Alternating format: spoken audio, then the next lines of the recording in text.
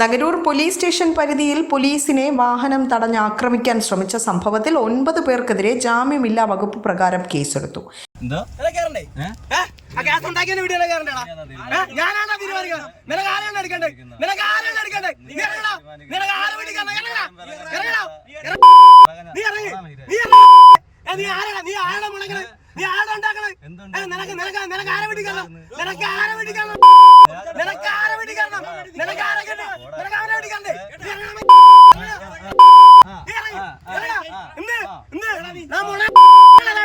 നിന്നെ വിളിക്കാണ് നിന്നെ